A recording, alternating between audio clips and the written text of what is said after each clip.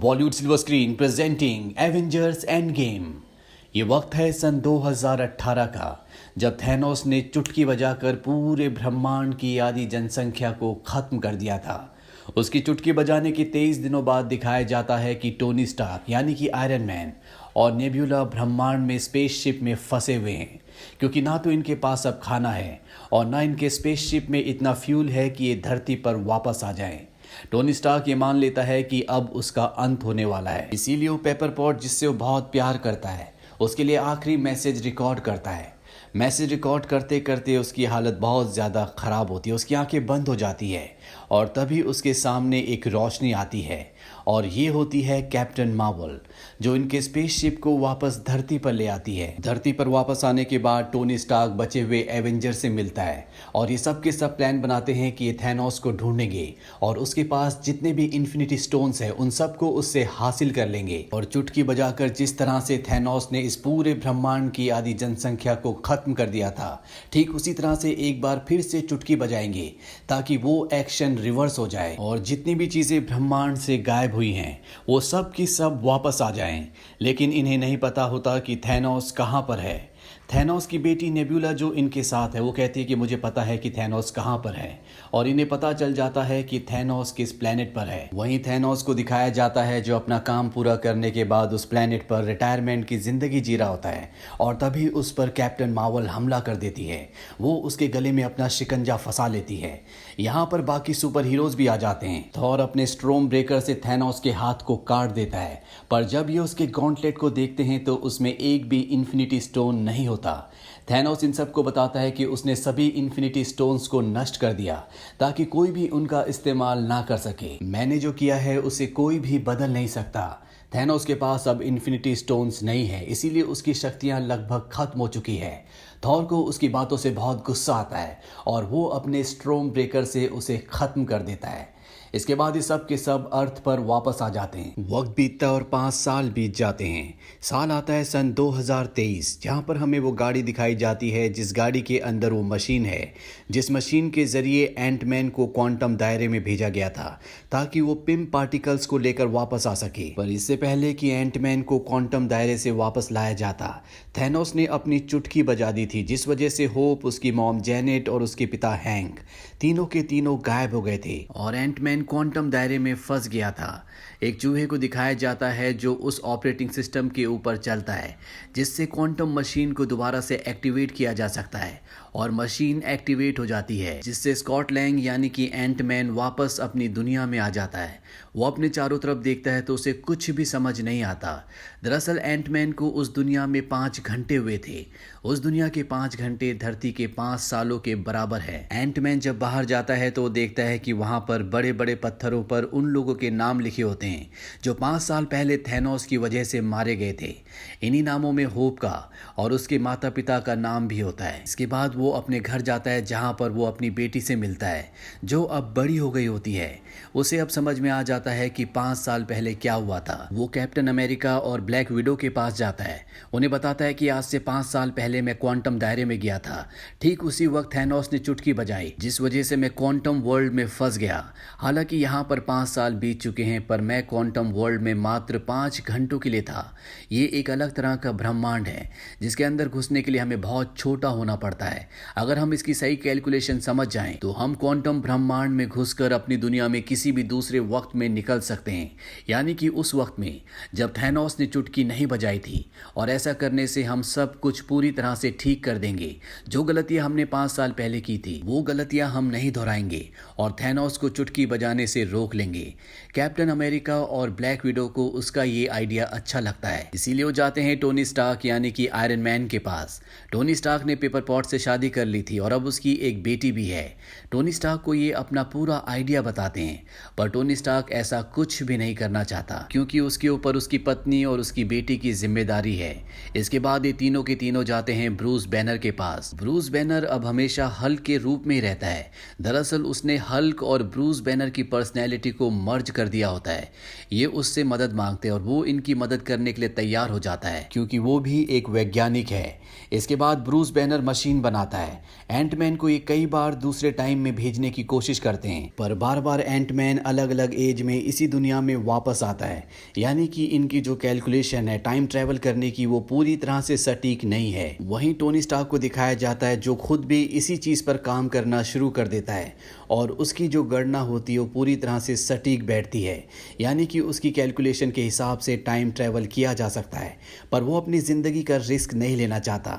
उसकी पत्नी paper pot उसे कहती है कि मैं जानती हूँ कि तुम दुनिया को बचा सकते हो, जो लोग गायब हुए हैं तुम उन्हें वापस ला सकते हो, तुम पहले भी दुनिया को कई बार बचा चुके हो, तुम्हें ऐसा करना चाहिए। टोनी स्टार्क जाता है कैप्टन अमेरिका के पास और वो उसे उसकी शील्ड भी वापस कर देता है जो उसने कैप्टन अमेरिका सिविल वॉर में उससे ये बोलकर ले ली थी कि ये शील्ड मेरे पिता ने तुम्हें दी थी। इन दोनों के बीच में जो भी मतभेद थे अब वो पूरी तरह से खत्म हो चुके हैं। एवेंजर्स की बची हुई टीम ये प्लान बनाती है कि ये टाइम ट्रैवल करके अलग अलग वक्त में जाएंगे जहां पर इन्फिनिटी स्टोन्स इन्हें मिले थे और उन स्टोन्स को ये 2023 में वापस लाएंगे ताकि ये सारे स्टोन्स की शक्ति से थैनोस के एक्शन को रिवर्स करके गायब हुई जनसंख्या को वापस ले आए। अब हल्क, एंटमैन, कैप्टन अमेरिका और आयरन मैन जाते हैं सन 2012 के न्यूयॉर्क शहर में जहां एवेंजर्स ने चित्तौरी सेना के खिलाफ जंग लड़ी थी। यहाँ पर सबसे पहले हल्क जाता है गुरुमा के पास जिनके पास टाइम स्टोन है और आगे चलकर वो ये टाइम स्टोन डॉक्टर स्ट्रेंज को देती है। हल्क उनसे टाइम स्टोन मांगता है। वो कहती हैं कि सभी स्टोन्स का सही जगह पर होना बहुत ज़रूरी है, नहीं तो सृष्टि का संतुलन खराब हो जाएगा। हल्क कहता है मैं वादा करता हूँ कि एक बार हमारा काम पूरा हो जाए उसके बाद हम सभी इन्फिनिटी स्टोन्स को उनकी सही जगह पर रख देंगे जहाँ से हमने उन्हें लिया था। गुरुमा कहती है कि जिसके पास भी टाइम स्टोन होता है उसका फर्ज होता है कि टाइम स्टोन की रक्षा करे अपनी आखिरी सांस तक। हल्क पूछता है तो फिर डॉक्टर स्ट्रेंज ने थैनोस को टाइम स्टोन क्यों दिया, ये उसकी सबसे बड़ी भूल थी। ये बात सुनकर गुरुमा हैरान हो जाती है। वो समझ जाती है कि इसके पीछे डॉक्टर स्ट्रेंज का कोई ना कोई मकसद था और वो हल्क से कहती है कि शायद ये मेरी भूल है। इसके बाद वो हल्क को टाइम स्टोन दे देती है। वहीं आयरन मैन और एंटमैन पहुंचते हैं टेसरेक्ट को यानी कि स्पेस स्टोन को लेने के लिए। ये वो वक्त होता है जब चित्तौरी सेना हार चुकी है और अब 2012 का थॉर स्पेस स्टोन और लोकी को लेकर यहाँ से एसगार्ड जा रहा है। हालांकि 2023 से आया हुआ आयरन मैन और एंटमैन आसानी से स्पेस स्टोन को हासिल कर लेते हैं पर तभी दरवाज़ा खोलकर हल्क अंदर आता है और आयरन मैन के हाथ से स्पेस स्टोन का बैग उससे छूट जाता है। लोकी स्पेस स्टोन को उठाकर यहाँ से गायब हो जाता है। वहीं कैप्टन अमेरिका लोकी के सेप्टर जिसके अंदर माइंड स्टोन है उसे हासिल कर लेते हैं। यानी कि अब इन्होंने 2 इन्फिनिटी स्टोन्स को हासिल कर लिया। अब कैप्टन अमेरिका और आयरन मैन स्पेस स्टोन को हासिल करने के लिए सन 1970 में पहुंच जाते हैं जहां टोनी स्टार्क यानी आयरन मैन अपने पिता हॉवर्ड स्टार्क से भी मिलता है क्योंकि इस वक्त में उन्हीं की देखरेख में स्पेस स्टोन होता है। ये उस स्पेस स्टोन को हासिल कर लेते हैं। वहीं थॉर और रॉकेट 2013 में एसगार्ड पहुंचते हैं। Thor the dark world movie में हमने देखा था कि 2013 में जेन फोस्टर के अंदर ईथर के रूप में रियलिटी स्टोन समा गया था। यहाँ पर थॉर अपनी माँ से भी मिलता है, साथ ही उसे उसका म्योनीर यानी कि हथौड़ा भी मिल जाता है। रॉकेट और थॉर यहाँ से रियलिटी स्टोन हासिल करने में कामयाब हो जाते हैं। वहीं ब्लैक विडो और हॉकाई पहुँचते हैं सोल स्टोन को लेने जिसका पहरेदार होता है रेड स्कल। सोल स्टोन हासिल करने के लिए किसी भी एक को अपनी सोल का दान करना होगा। हालांकि ये दोनों एक दूसरे को बचाना चाहते हैं पर ब्लैक विडो अपनी कुर्बानी दे देती है और होकाई को सोल स्टोन मिल जाता है। वहीं नेब्यूला और जेम्स रोड पहुंचते हैं मोराग ग्रह पर। ये वही ग्रह है जिसमें guardians of the Galaxy movie के फर्स्ट पार्ट में पीटर क्विल ने ऑर्ब को चुराया था जिसके अंदर पावर स्टोन था। 2014 का पीटर क्विल यहाँ पर पावर स्टोन चुराने आता है पर जेम्स रोड उसे बेहोश कर देता है और नेब्यूला ऑर्ब निकाल लेती है जिसके अंदर पावर स्टोन है। अभी दोनों यहाँ से जाने की तैयारी करते हैं। जेम्स रोड तो ऑर्ब लेकर यहाँ से निकल जाता है पर नेब्यूला के सिर पर बहुत जोर से दर्द होता है और उसके माइंड में जितनी भी मेमोरीज होती हैं वो इस वक्त की नेब्यूला यानी कि सन 2014 की नेब्यूला की मेमोरी में कॉपी हो जाती है जो इस वक्त में थैनोस की वफादार है। और थैनोस उसकी मेमोरी को चेक करके पता लगा लेता है कि उसने सारे इन्फिनिटी स्टोन को हासिल करके अपने मकसद को फ्यूचर में पूरा कर लिया है पर अब एवेंजर्स इन्फिनिटी स्टोन्स को हासिल करके उसके किए को खत्म करना चाहते हैं। सन 2023 से आई हुई नेबुला की मेमोरी सन 2014 की नेबुला की मेमोरी में कॉपी इसलिए होती है क्योंकि ये आधे इंसान और आधे रोबोट हैं जिन्हें साइबॉर्ग कहा जाता है। सन 2014 की नेबुला भविष्य वाली नेबुला को पकड़ लेती है। उसके हाथ में जो गैजेट होता है जिससे टाइम ट्रेवल किया जा सकता है वो उससे उस गैजेट को ले लेती है। साथ ही उसके दिमाग में जो पिम पार्टिकल होता है वो भी उससे हासिल कर लेती है। इसके बाद वो पिम पार्टिकल थैनोस को दिखाती है। वहीं सन 2023 की नेबुला को दिखाया जाता है जो यहाँ पर गमोरा को कन्विंस करने की कोशिश करती है कि हमें थैनोस को रोकना होगा। उसने आने वाले समय में सारे इन्फिनिटी स्टोन्स को हासिल कर लिया और चुटकी बजाकर इस पूरे ब्रह्मांड की आधी जनसंख्या को खत्म कर दिया। नेबुला उसका साथ देने के लिए तैयार हो जाती है। वहीं दूसरी तरफ सब के सब एवेंजर्स सभी इन्फिनिटी स्टोन्स को लेकर सन 2023 में पहुंच जाते हैं। यहाँ पर सन 2014 की नेबुला भी पहुंच जाती है और उसकी असलियत के बारे में किसी को कुछ पता नहीं चलता।